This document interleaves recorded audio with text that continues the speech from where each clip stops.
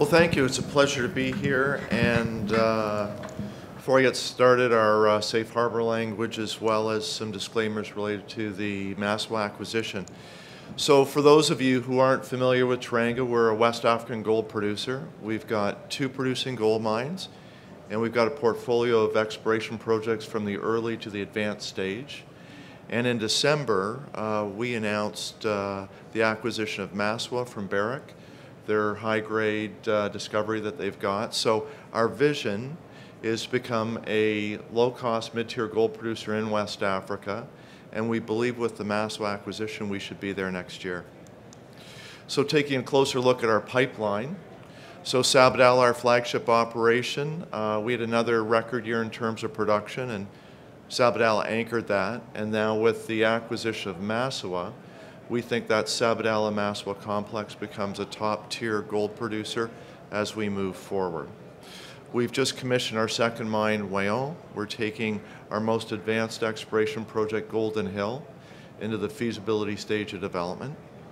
And in Côte d'Ivoire, we've assembled a very prospective exploration portfolio, and we believe that's the next leg of growth for our company beyond Massawa and Golden Hill. So first looking at Sabodala, so it's been a strong performer for a long time, since our IPO. We produced over 2 million ounces of gold from Sabodala. Still has over 2 million ounces of reserves, a plus 10-year mine life.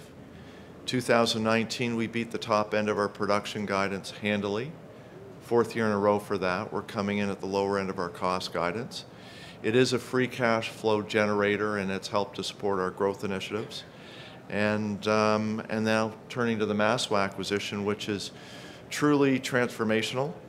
The cost of the acquisition was $380 million US. $80 million in stock went to Barrick and their joint venture partner. The balance of $300 million in cash was funded through a Taurus facility. Our largest shareholder, Tableau Corporation, did a private placement for $45, and then we did a public offering. So pro forma, we've got about $400 million in debt outstanding and about $100 in cash. We expect to be able to repay that debt over the next few years, given the stronger production profile we're going to see in the lower cost nature, so high margin and also benefit from these high gold prices. So in looking closely at the transaction itself, so Massawa is the highest grade undeveloped gold deposits in Africa, about 4-gram material, and it sits within 30 kilometers of our existing infrastructure.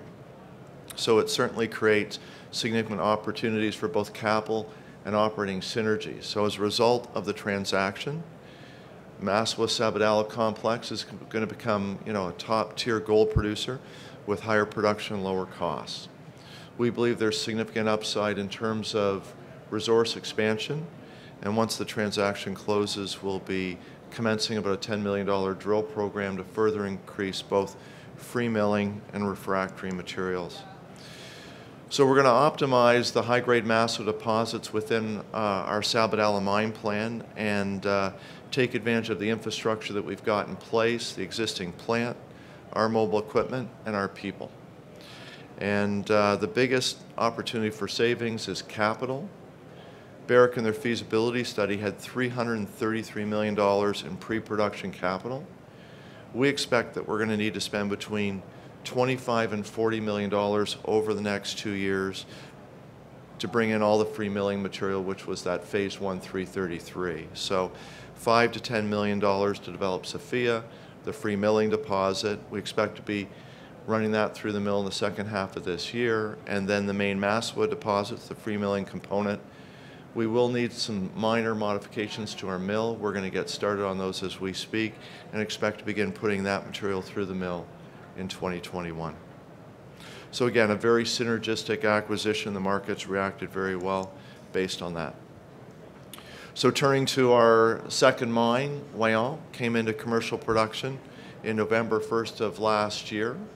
It came in ahead of schedule and under budget by about $15 million, but more importantly, we didn't suffer a single LTI with over 5 million hours worked.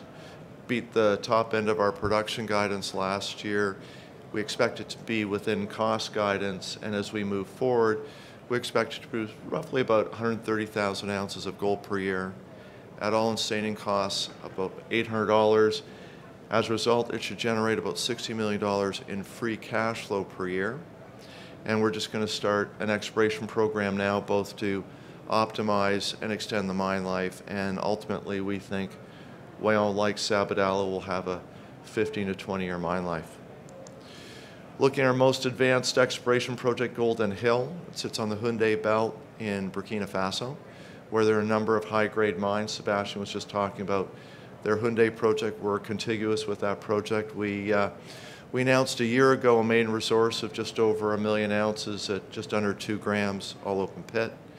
A couple weeks ago, we announced the results of our exploration program through the second half of last year. Again, we continue to see high-grade results both at surface and at depth. We're making new discoveries. It will continue to expand.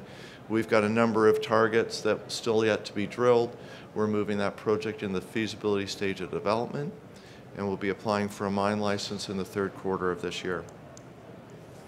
Turning to Côte d'Ivoire, and again, as Sebastian mentioned, over a third of the West African Greenstone Belt is located within Côte d'Ivoire. It is underexplored. We've got 6 exploration licenses and a mine license. We've had very good early stage results, but now that we've got Wahgnion up and running, and once we complete the Massawa transaction, we're going to really focus on Côte d'Ivoire, and we could be spending up to $10 million on exploration programs in country. So at the outset of our IPO a decade ago, we focused on CSR. We thought that was important, sharing the benefits of responsible mining with all of our stakeholders. So on the corporate social responsibility front, we've done a lot of work in terms of clean water, health, agriculture and food security, to sustainable income generating opportunities, employment, and culture. And we're very proud of the work that we've done. I would encourage people to visit our website for more detail on those specific programs. But we believe that our investment in people and our focus on earning our social license each and every day has allowed us to grow in Senegal, and is really paving the way for our development as we move into Burkina Faso and Côte d'Ivoire.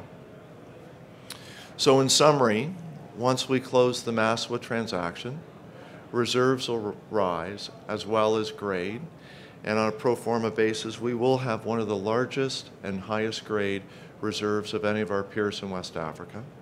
Production also will rise, again, benefiting from a full year at Wahgnion, and costs will decline because of the better grade that we're putting through. So as a result, we would expect to see higher production, lower all-in sustaining costs, which should result in stronger margins and stronger free cash flows as we move forward.